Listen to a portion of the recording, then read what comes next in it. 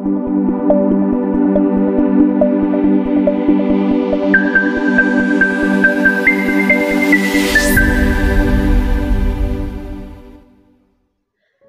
عليكم ورحمة الله تعالى وبركاته. الغزالات ديالي كيف عاملين؟ مزيانين ان شاء الله تكونوا على خير وبخير. اليوم غنحضر معكم واحد الطبق ديال الروز في الفران اللي كيجي غزال بالخضره. المهم هذا الروز هذا نعدل فيه فلفل وكذلك نعدل فيه الجزر وكذلك نعدل معاه اقطيبات هيدا د الحيمات د الجداد.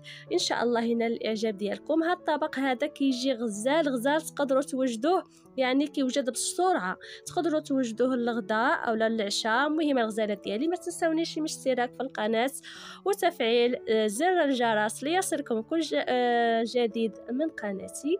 واللي باقي ما مابونيش كنقول له مرحبا والف مرحبا. البيت بيتكم. ويلا معايا المقادير وطريقه التحضير.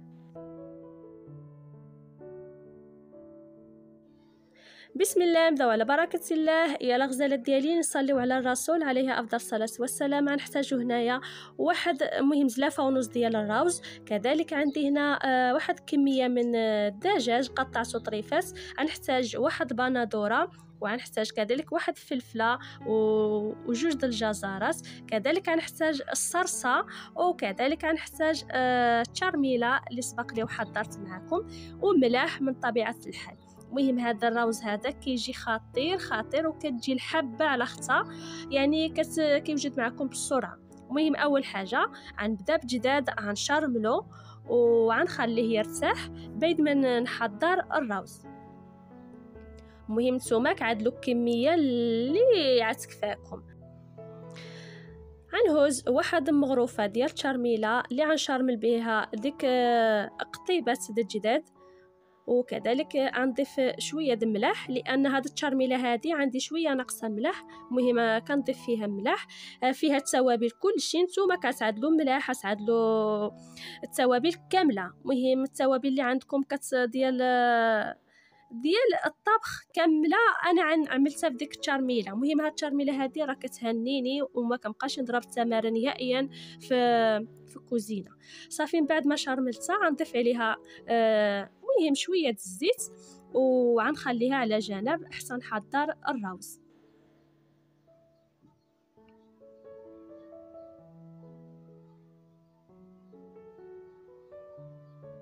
هاد القطيبات هادو كيجيو فتيين وكيجيو غزالين ما تشبعوش منهم. وكذلك عندي هنا واحد المول اللي غنزل فيه ديك واحد بندوره، المهم واحد مطيشه، وكذلك غنضيف فيه مغروفه عندي كبيره ديال الصرصه، وكذلك غنضيف عليه ديك التشارميله. نتوما عدلوا فيه التوابل اللي كتبغيو عدلوا فيه في الروز. المهم هذا التشارميله هذه عندي فيها حتى الثوم، كذلك غنضيف هنا واحد 4 كاس ديال الزيت، وغنضيف الروز اللي عندي. نتوما تقدروا تضوبلوا الكميه. المهم هنا عندي انا زلافه ونص ديال الروز، وانتوما كضوبلوا الكميه على حسب افراد الاسره اللي عندكم.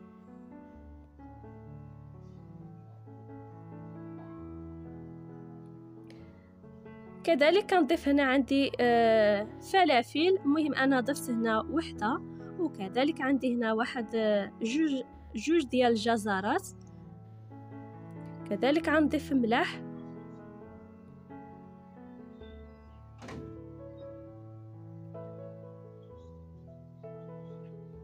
وغنخلط جميع العناصر مع بعضياتهم بيدي.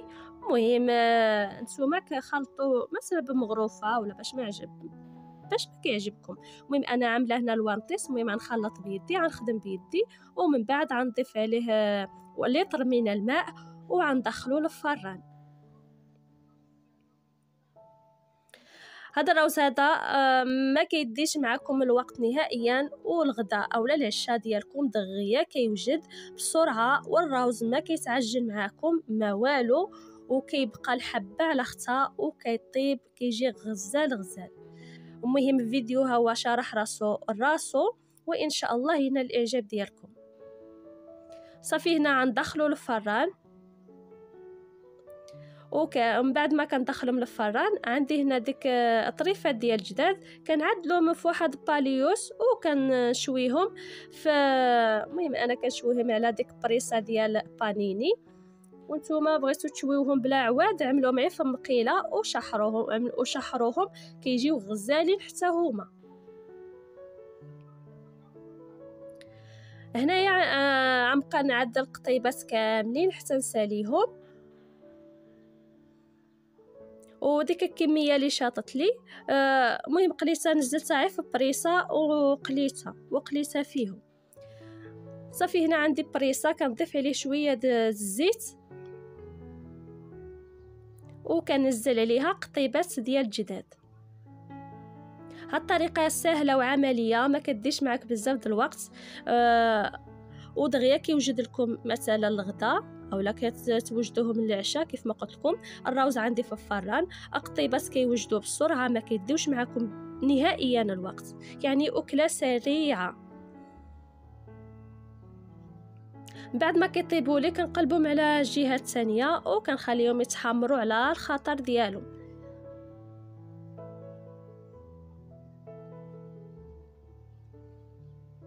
من بعد ما كيطيب لي الروز كيف ما كتلاحظوا كيجي على هذا الشكل هذا، كيجي غزال. المهم هنا باقي سخون وما كيتعجن معاكم ما والو. ملي تكونوا كتقلبوا الروز دائما قلبوه بمتشيك احسن من المغروفه.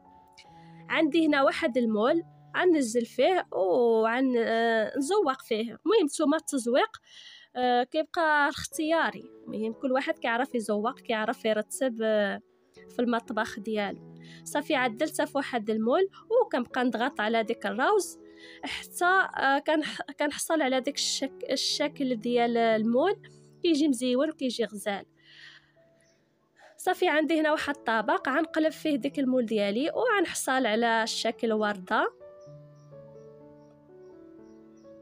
كتجي مزيونه وكتعطيك حتى الماكله كتعطيك واحد انتباه في الماكله وكتجي مزيونه الماكله وكتعطيك الكانه انك تاكل. وكنزوق على هذا الشكل هذا قطيبات. بغيتو تعدلوهم هيدا بغيتو تعدلوهم فوق الروز، المهم كل واحد والتزيين ديالو. هنايا صافي من بعد ما قلبت ديك الروز نزلت ديك الكميه في الوسط وكذلك عملت قطيبات في الجناب. وكذلك كنقول لكم ما تنساونيش من اشتراك في القناه وبارطاج وتفعيل زر الجرس ليصلكم كل جديد من قناتي. ومرحبا بكم عندي القناه ديالي، والناس اللي دخلوا عندي جدادين كنقول لهم مرحبا والف مرحبا. كذلك الا بغيتوا تعدلوهم قطيبات من فوقي عدلوهم، مهم الاختيار كيبقى ديالكم. ايوا كنقول لكم الغزالات ديالي كان هذا هو لا فيديو ديال اليوم. كنتمنى ان شاء الله يكون الاستحسان ديالكم، ويلا نقول لكم في امان الله والى اللقاء الى فيديو اخر ان شاء الله. مع السلامه.